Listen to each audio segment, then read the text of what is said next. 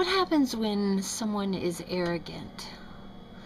What are they really saying with their behavior, with their actions, with their language?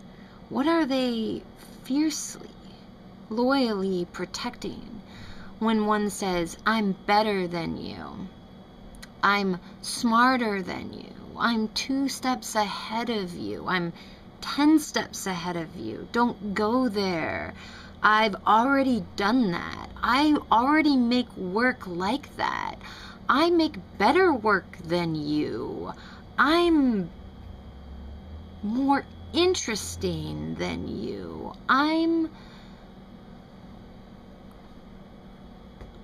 different is all it is. Each one of us a total singularity, completely different than anyone else.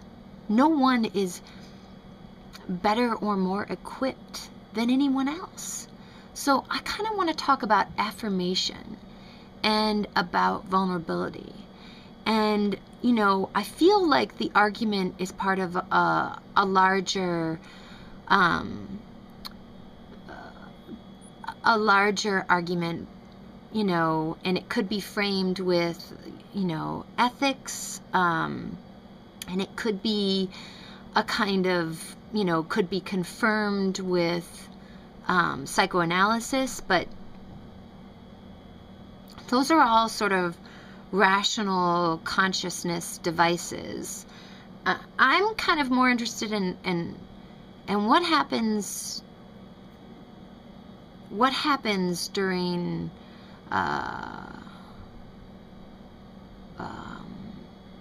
being vulnerable. I want to talk about what happened today off the coast of Japan, and that there was a shift, a tectonic shift in the plates underneath the surface of the ground, and because of that shift and because of that movement, there was an effect produced, tremors, earthquakes, shuddering, a resonance, a ripple effect, completely a natural disaster. And it was because of movement deep underneath. I feel that when there is a situation of emotional vulnerability, there is a shift underneath the surface, and a subject might really be in a kind of translation, and, you know, maybe logical reason doesn't see a natural disaster. I don't, you know, I want to express concern about vulnerability, that this is, you know, a natural disaster, and yet how we are affected by shifts inside. Like, do we totally strike out and become arrogant, fiercely protecting our little bit of vulnerability? I mean, no one wants to be vulnerable, and yet aren't we all? I mean, if anything, the natural disaster today has taught me is that we're totally vulnerable. I know when I have really triggered someone's subjectivity and I say something that puts them on the defensive. I know that what I've said is important for them to hear on some level, and ultimately something that sets me off will either produce this positive or negative reaction, and those, you know, that judgment is It you know, has a co-presence. You know, it might go in two different directions.